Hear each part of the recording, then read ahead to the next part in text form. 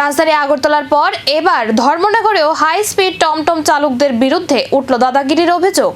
যাত্রী নিয়ে বচসার জেরে এক ব্যবসায়ীকে মারধরের অভিযোগ ঘিরে চাঞ্চল্য ছড়িয়েছে এলাকায়। অভিযোগ, সোমবার দুপুরে ধর্মনগর নোয়াপাড়া অটো স্ট্যান্ডে কদমতলার ব্যবসায়ী সুবল দেব কদমতলা যাওয়ার জন্য একটি হাই স্পিড টমটমে ওঠেন। সেই সময় গাড়িতে মালপত্র নেওয়া নিয়ে চালকের সঙ্গে তার কথা কাটাকাটি হয়। অতিরিক্ত ভাড়া দেওয়ার প্রস্তাব দিলেও পরিস্থিতি স্বাভাবিক হয়নি বলে অভিযোগ। এরপরই আরো কয়েকজন টমটম চালক ঘটনাস্থলে এসে তার উপর হামলা চালান বলে অভিযোগ। ঘটনায় আহত হন ওই ব্যবসায়ী। খবর পেয়ে ধর্মনগর থানার পুলিশ ঘটনাস্থলে পৌঁছলেও অভিযুক্তরা সেখান থেকে সরে যায় বলে জানা গেছে।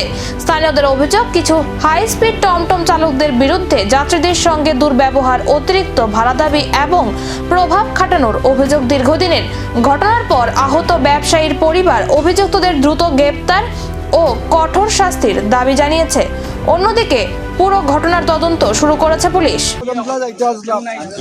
আমার মাল তারা নিত না, ওটার লেগে আমি একটা ভিডিও বানাইছিলাম যে কাস্টমারের প্যাসেঞ্জারের সাথে তো মাল থাকলে মাল নিতে হইব, মাল বেশি থাকলে আপনি ভাড়া বেশি নেন, একজন ভাড়া এক্সট্রা দিব আমি, ওইটা নিয়ে তারা নিত না। গতিকে আমি একটা ভিডিও করছিলাম যে ঠিক আছে আপনি নিতেন না, আপনি মোবাইলের মধ্যে কয়ে দেন নিতেন না, আমি কদমতলা স্ট্যান্ডে দেখাই।